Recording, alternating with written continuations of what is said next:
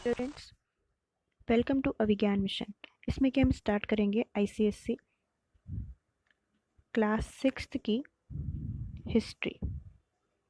Okay, तो ICSC class 6 की history हम स्टार्ट करेंगे इसमें। और इसका जो पहला चैप्टर है वो है अपना मेसोपोटामियन सिविलाइजेशन। कौन सा चैप्टर है? Mesopotamian civilization. ओके, तो मेसोपोटामियन सिविलाइजेशन है क्या, इन सब के बारे में क्या हम डिस्कस आज करने वाले हैं। सबसे पहले तो आप इसका टाइम पीरियड देख लीजिए। इसका टाइम पीरियड कितना था? इसका टाइम पीरियड था 3500। ओके, 3000 जो 500 BCE थे और 1000 BCE तक इसका क्या है टाइम पीरियड चला था। मतलब यहाँ तक ये जो सिविलाइजेशन है वो क्या है फ्लरिश की थी। इसे सुमेरियन सिविलाइजेशन भी बोला जाता है। क्या बोला जाता है? Sumerian civilization. अब मैं आपको बताती हूँ कि इस चैप्टर में हम लोग क्या क्या पढ़ेंगे। तो इस चैप्टर में हम बेसिकली स्टडी करेंगे किसकी? सबसे पहले हम स्टडी करेंगे कि इसकी लोकेशन और एक्सटेंट क्या था मेसोपोटामियन सिविलाइजेशन का। उसका इसकी कैरेक्टरिस्टिक्स क्या है सिविलाइजेशन के। फिर कंट्रीब्यूशन क्या क्या है इसका सिविलाइजेशन का। उसका इसका डिक्लाइन, डिक्लाइन कैसे हुआ है सिविलाइजेशन। इन सब के बारे में क्या हम आज डिस्कस करेंगे। ओके, ठीक है, चलो हम डिस्कशन शुरू करते हैं। सबसे पहले जो मेटल एज स्टार्ट हुई थी ना अपनी, तो जैसे ही मेटल एज स्टार्ट हुई थी क्या है अलग अलग क्या है जो सिविलाइजेशन क्या है स्टार्ट होने लगी। ओके, सबसे पहले सिविलाइजेशन जो अपनी स्टार्ट हुई मेटल एज के बाद वो थी अपनी 4 सिविलाइजेशन की क्या है स्टार्टिंग हुई। इसमें से जो एंशियंट सिविलाइजेशन में जो नाम आते हैं वो आते हैं अपने मेसोपोटामियन सिविलाइजेशन का, इजिप्टियन सिविलाइजेशन, हड़प्पन सिविलाइजेशन और चाइनीज सिविलाइजेशन। ये 4 क्या है एंशियंट सिविलाइजेशन की क्या है इंपॉर्टेंट सिविलाइजेशन है। कौन सी? Mesopotamian civilization, Egyptian civilization, Harappan civilization and Chinese civilization. Okay, these all civilization ये कहाँ पर डेवलप हुई? बैंक्स ऑफ रिवर पर क्या है डेवलप हुई। कहाँ डेवलप हुई? बैंक्स ऑफ रिवर पर। अभी ये बैंक ऑफ रिवर पर क्यों डेवलप हुई? इसके कुछ क्या है रीजंस थे, हम डिस्कस करते हैं वो रीजंस क्या थे। ओके, सबसे पहले जो रीजन जो बैंक ऑफ रिवर पे ये सिविलाइजेशन का डेवलप होने का था वो था कि ये जो मेन जो ऑक्यूपेशन थी जो सिविलाइजेशन में वो थी एग्रीकल्चर। क्या थी ऑक्यूपेशन? एग्रीकल्चर। और जब एग्रीकल्चर ऑक्यूपेशन है तो उसमें क्या चाहिए अपन लोगों को? Water supply. वाटर सप्लाई कहाँ से मिलेगा? रिवर से मिलेगा। इसके अलावा जो रिवर्स में क्या है वहाँ पर एनुअल फ्लड्स आते रहते थे। इस वजह से वहाँ का क्या है लैंड फर्टाइल होता था और उनकी जो मतलब जो पैदावार होती थी ना वो भी क्या है बहुत ज़्यादा होती थी। इस वजह से इन्होंने क्या प्रेफर किया जो जितनी सिविलाइजेशन बड़ी बड़ी मतलब एंशियंट में सिविलाइजेशन जो हुई वो कहाँ हुई? बैंक ऑफ रिवर पर डेवलप हुई। ये तो इसका था पहला रीज़न। दूसरा रीज़न क्या था? रिवर क्या है ऑल्सो एक साधन था, मीन्स था किसका? ट्रांसपोर्टेशन का। इसलिए जो गुड्स और जो पीपल्स का ट्रांसपोर्टेशन भी इजीली हो जाता था। इस वजह से भी जो सिविलाइजेशन जो मिली डेवलप हुई वो क्या हुई? On the bank of river ही क्या इनका डेवलपमेंट हुआ। ठीक है, तो ये हमने देख लिया कि इसका रीजंस क्या थे सिविलाइजेशन के। उसके बाद हम अपनी आगे की स्लाइड पर बढ़ते हैं कि आगे की स्लाइड में क्या है, क्या दिया गया है। सबसे पहले मैं आपको बता देती हूँ कि इसकी लोकेशन क्या है सिविलाइजेशन की। देखिए, एक मिनट आप देख लीजिए यहाँ पर। देखो बच्चों, ये क्या है? एक है अपनी ये है टिग्रिस रिवर। ओके, और ये है यूफ्रेट्स रिवर की। दो दिख रही है ना रिवर, इनके बीच में जो एरिया है ना ये यहाँ पर क्या है डेवलप हुई थी। तो आप ये क्या है ध्यान रखेंगे। ओके, चलिए अब आपको बताते हैं मेसोपोटामियन सिविलाइजेशन। इसको क्या है हम लोग ये क्या है लोकेटेड थी बिटवीन द 2 रिवर्स, एक टिग्रिस और यूफ्रेट्स के बीच में, जो अपना मॉडर्न इराक है ना वहाँ पर। Okay, around 5000 BCE, small settlements began to emerge in the fertile plains between the 2 rivers in the southern Mesopotamia. तो जो 2 रिवर्स है ना मैंने आपको जिनका नाम बताया था अभी, इनके बीच में क्या है एक सिविलाइजेशन क्या है ग्रो होने लगी थी। इन्हें क्या है वर्ल्ड फर्स्ट सिविलाइजेशन कहा जाता है। ठीक है, ये वर्ल्ड फर्स्ट सिविलाइजेशन है। इन्हें पॉपुलरली अपन लोग सुमेरियन सिविलाइजेशन भी कहते हैं। किसको? मेसोपोटामियन सिविलाइजेशन को। और ये सुमेरियन सिविलाइजेशन कहते हैं इसीलिए यहाँ पे जो लोग रहते थे उन्हें अपन लोग बोलते थे सुमर। और जो लैंड जो कहाँ जिसमें वो रहते थे उसे बोलते थे समर। ओके, चलिए आगे बढ़ते हैं। Sumerian established a highly advanced civilization by 33,500 BC। तो जो सुमेरियंस थे इन्होंने क्या है बहुत एडवांस सिविलाइजेशन को डेवलप किया 3500 BC के टाइम पर, जो फ्लरिश्ड हुई 1500 ईयर्स, तो मतलब 1500 ईयर्स तक क्या है इनकी सिविलाइजेशन चलती रही। ठीक, काफ़ी लंबा टाइम होता है बच्चों 15 ईयर्स, और तब तक क्या है ये सिविलाइजेशन का क्या है ग्रो होता रहा। इसके बाद क्या है और भी सिविलाइजेशन आई, जैसे बेबीलोनियन सिविलाइजेशन, एशियन सिविलाइजेशन। ठीक है, इसकी लेकिन सबसे पहली सिविलाइजेशन अगर आपसे कोई पूछेगा तो आप कौन सा बोलेंगे, मेसोपोटामियन सिविलाइजेशन या फिर सुमेरियन सिविलाइजेशन। ये दोनों क्या है, एक ही सिविलाइजेशन है। अब हम जानते हैं, ये इंपॉर्टेंट टॉपिक है सेकंड वाला, कैरेक्टरिस्टिक्स क्या थे किसकी, मेसोपोटामियन सिविलाइजेशन के। कैरेक्टरिस्टिक्स जानने से पहले हम शुरुआत करेंगे कैरेक्टरिस्टिक्स की, वो किससे करेंगे, सोसाइटी से करेंगे कि सोसाइटी कैसी थी उस समय। देखो बच्चों, जो सोसाइटी थी ना वो उस समय क्या है डिवाइडेड थ्री पार्ट्स में। एक तो था अपर, मिडिल और लोअर क्लासेस, थ्री उसके पार्ट्स थे सोसाइटी के। थ्री पार्ट्स में डिवाइड थे, एक अपर क्लास, मिडिल क्लास और लोअर क्लास। ओके, जो अपर क्लास में जो लोग थे वो कौन थे, रूलर्स, ठीक है, Kings, family members, priest, high officials, ये सब किसके थे, अपर क्लास के लोग थे। इसके बाद मर्चेंट, फार्मर्स, आर्टिशियंस, ये बिलोंग करते थे मिडिल क्लास से। स्लेव्स, ये बिलोंग करते थे लोवेस्ट क्लास, सबसे लोवेस्ट क्लास रखी गई थी उस समय, वो कौन सी थी, स्लेव्स की, जो नौकर बना के रखते थे उन लोगों को और उनसे काम वगैरह करवाते थे। तो सोसाइटी कैसे, आपसे अगर पूछेगा, आपका क्वेश्चन अगर आएगा आपका पेपर में कि बच्चों कैरेक्टरिस्टिक्स ऑफ मेसोपोटामियन सिविलाइजेशन बताइए, तो आप क्या लिखेंगे, सबसे पहले Mesopotamian society was divided into three parts.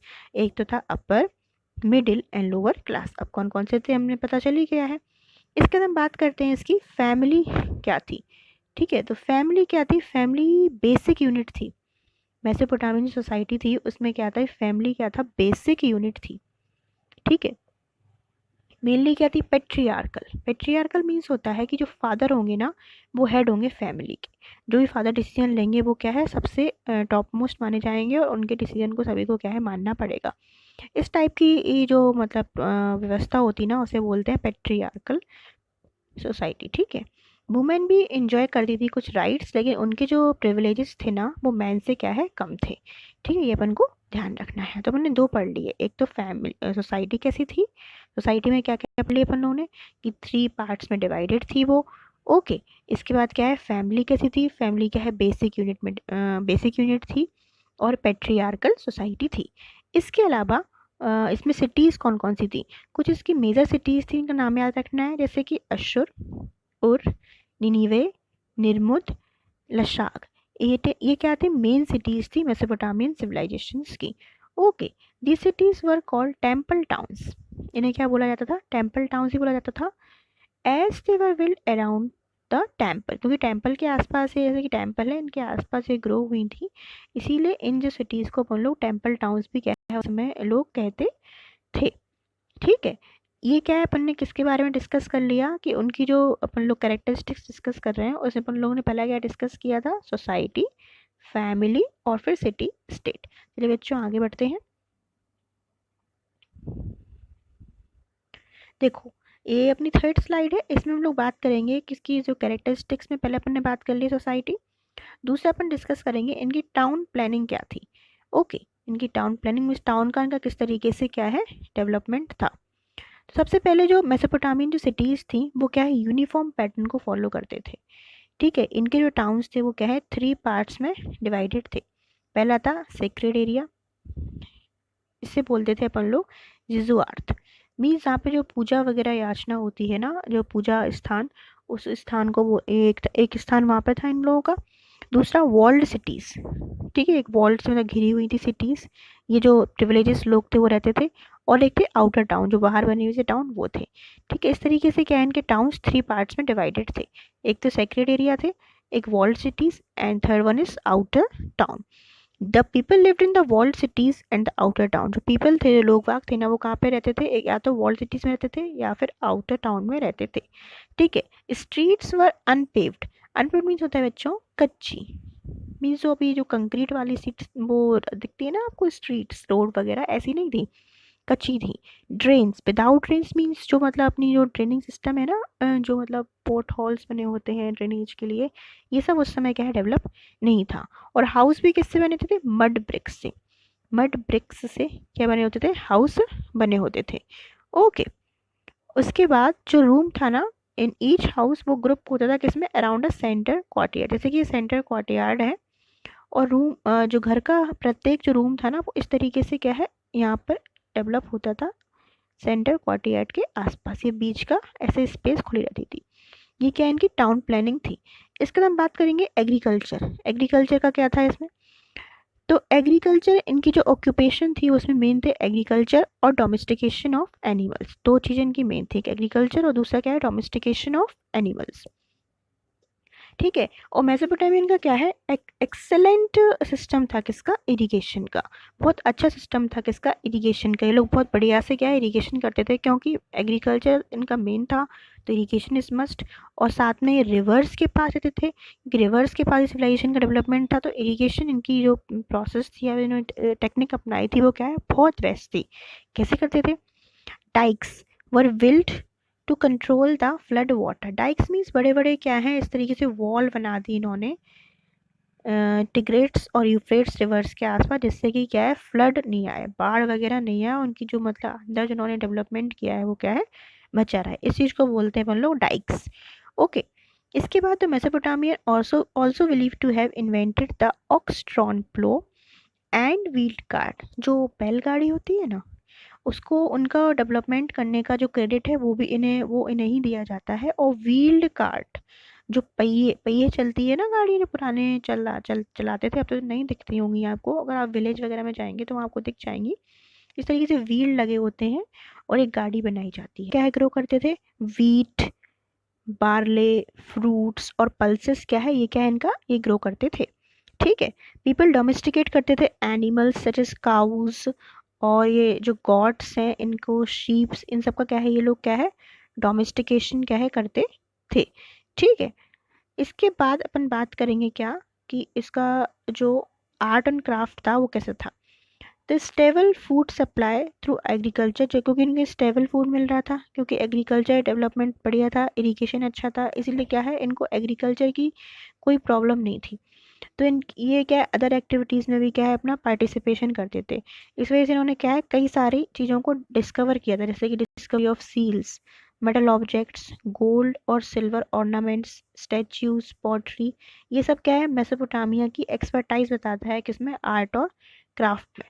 ठीक है, इसके अलावा क्या है जो पीपल हैं वो एक्वायर की थी, इन्होंने क्या है स्पेशल स्किल्स, किस किस में, पॉटरी में, वीविंग, मेटल वर्क, इनमें क्या है इन्होंने स्पेशल स्किल्स को क्या है एक्वायर किया था। ठीक है, ये सब क्या है कई चीज़ें ये लोग क्या है जानते थे। ठीक है, इसके अलावा ये लोग क्या क्या क्या क्या जानते थे, bleaching, dyeing, preparation of paints, cosmetics, perfumes, ये सब भी क्या है इनके द्वारा क्या है जाना जाता था। मेसोपोटामिया मेड करते थे सिलेंड्रिकल सील्स, इन्होंने क्या है सिलेंड्रिकल सील्स भी बनाई थी, जो क्या है बहुत ज़्यादा स्किल रिक्वायर होती है इसको बनाने में। The seals were engraved with images, seals किससे एनग्रेव्ड थी, इमेजेस से क्या है एनग्रेव्ड थी। ये क्या है इनका आर्ट एंड क्राफ्ट था। इसके अलावा ये और भी चीज़ें हैं जो ये इनके ये करते थे, जैसे कि इनकी और भी कुछ कैरेक्टरिस्टिक्स हैं जिन्हें अपन देखते हैं। जैसे कि इनका आर्किटेक्चर क्या था, अभी मैंने आर्ट एंड क्राफ्ट पढ़ा, अब पढ़ते हैं आर्किटेक्चर, घर वगैरह किस तरीके से इनका बनता था। तो Mesopotamia use the uses of arc, columns और डोम्स इन द बिल्डिंग्स। अपनी बिल्डिंग्स को बनाने में आर्क, कॉलम्स और डोम्स का यूज़ करते थे। इसका बेस्ट एग्जाम्पल मिलता है आपको जिगुरट्स और हैंगिंग गार्डन्स। ये क्या है बेस्ट एग्जाम्पल रिप्रेजेंट करते हैं किनका, आर्किटेक्चर में। ओके, इसके अलावा इनके जो रिलीजन था, रिलीजन क्या था, तो रिलीजन में भी क्या है the release information about Mesopotamia release based on the various archaeological and literary source. इनकी रिलीजन की इंफॉर्मेशन भी है वो कई सारे लिटरेरी और आर्किटेक्चरल सोर्सेज से अपन को क्या है मिलती है। सबसे पहले ये कई सारे गॉड और गॉडेस में क्या है बिलीव करते थे, कई सारे भगवान और देवियों में क्या है बिलीव करते थे। ठीक है, ये कई सारे जो नेचुरल नेचर के जो फोर्सेस है ना, सन, मून, रेन, इनको भी क्या है वर्शिप करते थे। जैसे कि अभी अपन लोग वर्शिप करते हैं ना, इंद्रदेव, अग्निदेवा, तो इन सबको क्या है, ये उस समय भी क्या है, ये लोग भी क्या है वर्शिप करते थे। इनके कुछ चीफ गॉड्स कौन कौन से थे, जैसे कि Anu, god of sky, Enlil, the god of wind, Enki, the god of earth, and Ninhursag, mother goddess. ये सब क्या है, इनके क्या है, कौन थे, डाइटी थे जिनको क्या है ये लोग वर्शिप करते थे। ओके। इसके बाद जो किंग था वो क्या था, चीफ प्रीस्ट था। तो पुजारी होते ना, मेन पुजारी, वो कौन थे, यहाँ पे राजा थे। ये क्या है, ये वैसे बिलीव किया जाता था कि ये क्या है, बिल्कुल डायरेक्ट रिप्रेजेंटेटिव है किसके, गॉड के अर्थ पर। इसलिए इनकी क्या है बहुत रिस्पेक्ट होती थी और इनकी क्या है बात मानी जाती थी काफ़ी ज़्यादा। इसके बाद जो किंग के द्वारा कुछ टाइम बाद प्रीस्ट को क्या है अपॉइंट किया जाने लगा। फिर इनको एज ए ये मतलब अपनी जो भी रिलीजियस वर्क है वो ये करने लगे। ओके। इसके अलावा जो discovery of weapons, armaments, vessels, and various other objects in the graves prove that Mesopotamia believe in life after death। मतलब लोगों की क्या डेथ हो जाती थी ना, तो उस वो लोग की जो डेड बॉडी के साथ क्या है कई सारी वेपन्स और आर्मामेंट्स मीन्स जो भी वेपन्स वगैरह होते हैं ना, वेसल्स, इन सबको क्या है उनके साथ वरी करते थे ग्रेव्स में। इससे प्रूव होता है कि मेसोपोटामिया बिलीव करते थे कि डेथ होने के बाद भी क्या है एक अलग दुनिया होती है जहाँ पे इन सभी चीज़ों की क्या है यूज़ होगा। इस वजह से ये सब ये भी रखते थे। ओके। तो हमने ये सब क्या है इनकी कैरेक्टरिस्टिक्स जान लिए कि इनके कौन कौन से कैरेक्टरिस्टिक्स होते हैं बच्चों। अब हम जानेंगे कि कॉन्ट्रीब्यूशन क्या है, क्या क्या दिया मेसोपोटामिया सिविलाइजेशन ने हमें, जिसके कॉन्ट्रीब्यूशंस के लिए हम चलते हैं आगे। सबसे जो इम्पोर्टेंट है कंट्रीब्यूशन में वो है द स्क्रिप्ट, राइटिंग का स्क्रिप्ट दिया इन्होंने। ठीक है। The greatest contribution of the Mesopotamia was the invention of the art of writing. और इनकी जो राइटिंग थी वो थी क्यूनिफॉर्म, क्यूनिफॉर्म स्क्रिप्ट थी इनकी, जिसमें इसके लिए ये क्या है फेमस है और इनका ये क्या है ग्रेटेस्ट कंट्रीब्यूशन है अपनी सिविलाइजेशन का। ठीक है। हम जानते हैं यूनिफॉर्म क्या होती है, चलिए बताते हैं आपको बच्चों यूनिफॉर्म क्या होती है। सबसे पहले ये दिख रही है ना आपको इमेज, ये इसे बोलते हैं यूनिफॉर्म स्क्रिप्ट। अब ये है क्या, सबसे पहले इसमें ये इस स्क्रिप्ट में पिक्चर लाइक सिंबल होते हैं। देखो आप देखो, ये पिक्चर लाइक सिंबल दिख रहे हैं ना आपको, ये पिक्चर्स जैसे कि ये पिक्चर्स के फॉर्म में दिख रहा होगा आपको ये सब चीज़ें, तो क्या है पिक्चर लाइक सिंबल होते हैं इसमें। ठीक है। इसके बाद These symbols were written on wet clay tablets। Clay की कुछ प्लेट्स वगैरह होती थी उन पर क्या है लिखते थे विथ ए स्टाइलस। स्टाइलस क्या एक शार्प पेन होती थी जो बनती थी या तो रीड की या फिर बोन्स की या फिर मेटल की। ठीक है। इसके बाद ये जो टैबलेट पे इन्होंने क्या है सबसे पहले तो इन्होंने इसको बैट क्ले टैबलेट ली, उसका इन्होंने लिखा किससे, स्टाइलस से। उसके बाद क्या है इसको इन्होंने सन या फिर फायर में क्या है बेक किया। क्या बेक किया, सन और फायर में इसी टैबलेट को क्या है बेक किया, जिससे कि हार्ड हो गई। इसके बाद जो ये जो पिक्चर है ना इसे बोलते हैं अपन लोग पिक्चोग्राम्स। तो pictograms the tablet represent an object और एन आइडिया। ठीक है। तो इस तरीके से इनकी एक स्क्रिप्ट बन गई जिसे हम लोग बोलते हैं यूनिफॉर्म स्क्रिप्ट ऑफ राइटिंग। इसके बाद जो पीपल ये स्क्रिप्ट लिखते थे क्ले टैबलेट्स पे उस समय उन्हें बोलते थे अपन लोग स्क्राइब्स। क्या बोलते थे, स्क्राइब्स। ओके। ऐसी कई सारी क्ले टैबलेट्स फाइंड हुई हैं बच्चों आर्कियोलॉजिकल फाइंडिंग्स में। ये क्या है, क्ले टैबलेट्स बहुत इंपॉर्टेंट हैं, किस लिए, mostly use for keeping records of documents, daily transactions and royal inscriptions. ठीक है। तो ये तो इनका कंट्रीब्यूशन हो गया किसमें, राइटिंग में। याद रखना यूनिफॉर्म राइटिंग और इसके कौन कौन से कैरेक्टरिस्टिक्स हैं वो मैंने आपको बता दिया। इसके बाद हम जानते हैं इसकी साइंस और टेक्नोलॉजी कैसी थी उस समय। साइंस और टेक्नोलॉजी भी थी बच्चों उसमें, क्योंकि ये कैनल्स की बिल्डिंग करना, डाइक्स अभी बताया था मैंने आपको, रिजर्वायर्स, इन सबको बहुत टेक्निकल स्किल चाहिए होता है बिल्ड करने में। इट मीन्स वहाँ पे साइंस एंड टेक्नोलॉजी थी। ठीक है। और ये क्या है उसके बाद भी क्या है आगे भी जनरेशन्स में ये सब का डेवलपमेंट क्या है चलता रहा।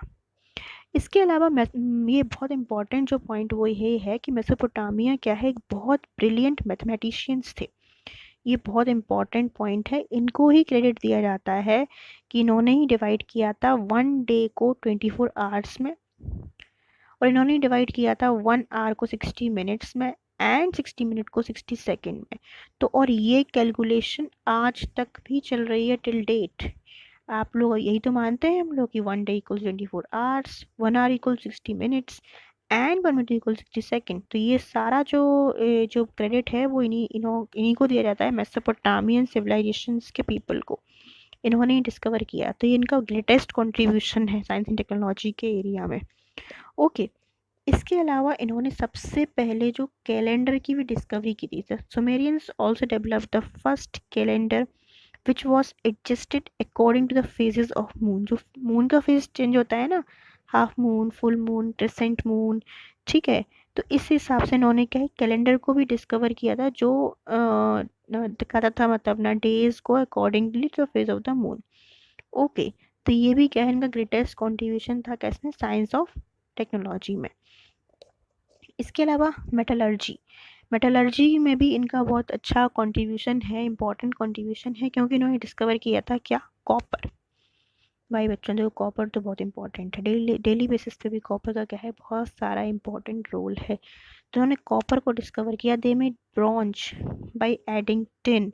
इन्होंने क्या है ब्रॉन्ज को डिस्कवर किया, कैसे, टिन को इन्होंने कॉपर में ऐड किया। इसी वजह से यहाँ से एक नई एज शुरू हुई थी जिसे बोलते हैं ब्रॉन्ज एज। तो इसका कंट्रीब्यूशन भी मेसोपोटामियन सिविलाइजेशन को ही कह दिया जाता है। अपने आज हम लोगों ने क्या क्या पढ़ लिया अभी तक। सबसे पहले व्हाट इज मेसोपोटामियन सिविलाइजेशन, फिर उसका कंट्रीब्यूशन क्या था, फिर उसके इससे पहले कैरेक्टरिस्टिक्स क्या थे, introduction, and now will move for decline of civilization. ये कैसे डिक्लाइन हुई, ख़त्म कैसे हो गई सिविलाइजेशन, इतना अच्छा चल रहा था। ऐसा माना जाता है कि मतलब अनएक्सपेक्टेडली जो मतलब इनकी यूफ्रेट्स रिवर थी ना, यूफ्रेट्स एंड टिग्रिस, तो यूफ्रेट्स रिवर ऐसे ही मान लो इस तरीके से डायरेक्शन में फ्लो हो रही है, तो अनएक्सपेक्टेडली इसने क्या अपने डायरेक्शन को चेंज कर लिया, या फिर इस साइड या फिर इस साइड। तो जो लोग यहाँ पर रह रहे थे ना, जो पीपल, उन्होंने क्या माइग्रेट किया, और ये सिविलाइजेशन जो यहाँ पर थी वो अपने आप क्या है डिक्लाइन हो गई। ये पहला रीजन बोला जाता है। इसके अलावा कई सारे वॉर्स, फ्रीक्वेंट वॉर्स, अटैक्स, इन्होंने भी क्या है एंड सिविलाइजेशन को क्या है एंड कर दिया। लेकिन ये बात तो माननी पड़ेगी ना बच्चों कि शुरुआत सिविलाइजेशन की यहीं से हुई, इसीलिए इसे क्रेडल ऑफ सिविलाइजेशन भी कहा जाता है, क्योंकि यही इस फर्स्ट सिविलाइजेशन है जिसने क्या है बाकी सिविलाइजेशन की क्या है बेस प्रोवाइड किया। और इस तरीके से एक मतलब एक बड़ी सी सिविलाइजेशन का क्या है इन फैक्टर्स की वजह से क्या है डिक्लाइन वो हो गई। तो बच्चों ये अपना आज का डिस्कशन था मेसोपोटामियन सिविलाइजेशन का। आई होप आपको समझ में आया होगा, एंड आपको समझ में आया है तो प्लीज़ बच्चों इसको शेयर करना। एंड एक इम्पॉर्टेंट अपडेट, अभिज्ञान मिशन के नेम से ही मैंने अपना चैनल बनाया है, टेलीग्राम चैनल।